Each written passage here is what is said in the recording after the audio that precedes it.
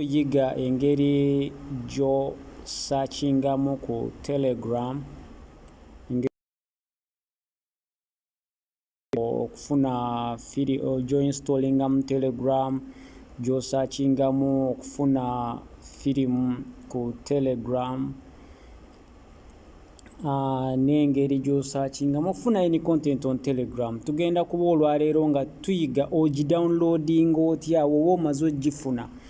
Downloading otya. Okay, they are different types actually of downloads. There are different types of downloads on Telegram. There are different types of downloads on Telegram. First, we have the video that comes in a video format. Video format ye video ngeno jolaba eno the finest hour by VJ Mubanga wogiraba awo eyo yo wogikilikingamu wogisanga bwoti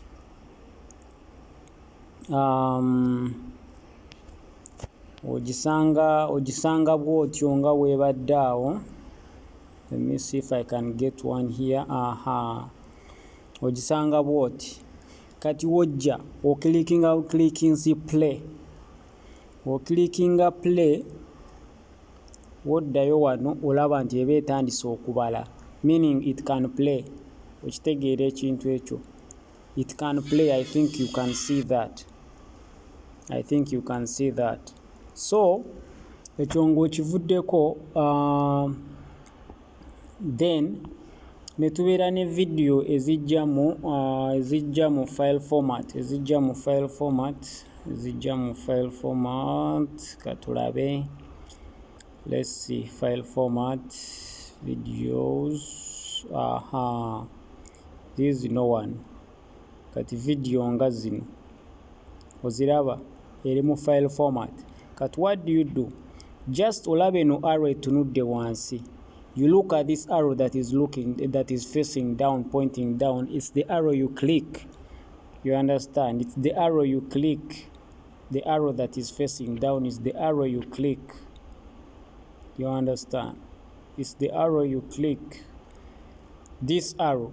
So when you click this arrow, what happens? Let's see what happens when you click the arrow. It will start going round. Ejja kutandika kwetoloola nga weebala, ndowooza olaba nga weebala. So you can stop it like they have done if you don't want to really download the movie. But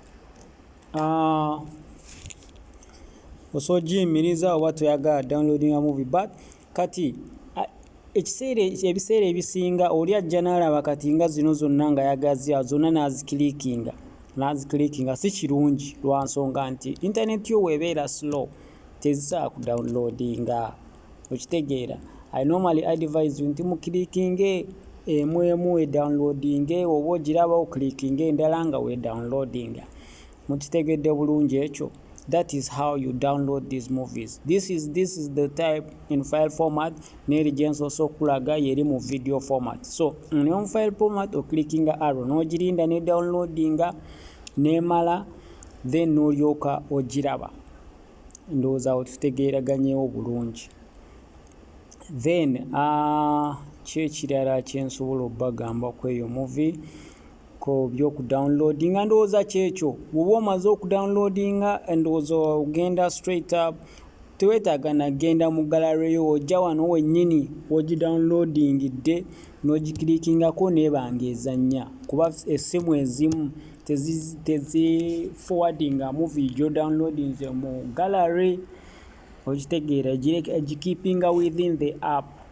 So ekyo kyossa kugamba nti ejjagenda mu gallery, ezimu ejjagenda endala tejjagenda. So naye osobola okujja wennyini wagidownloadingidde kati nga wano oba wakilikinze no arrow, then wennyini ojja n'okilikinga era awo naye oba ng'osobola ogiraba. Ndowooza ekyo tutegeeraganye bulungi. So far tuyize engeri gy'oinstallingamu.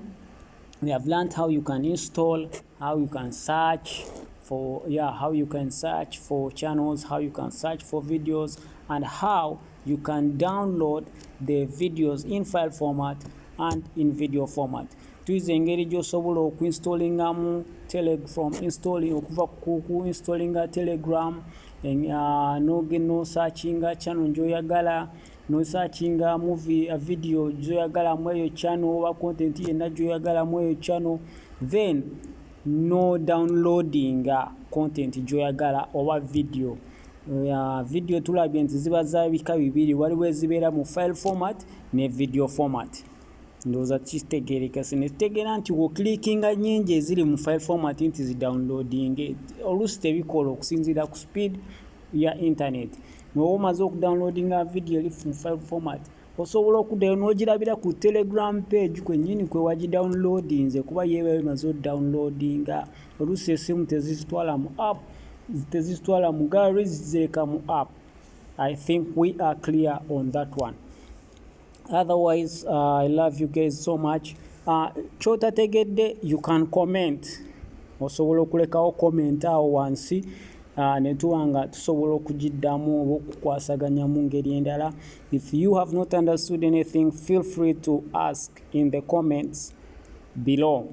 Otherwise, mu following, mu subscribing, mu liking, mu sharing.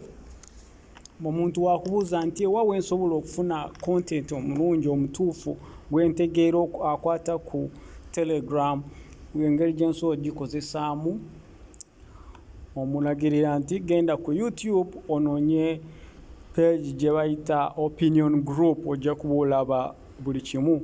Kati ekiddako tugenda kulaba how we delete.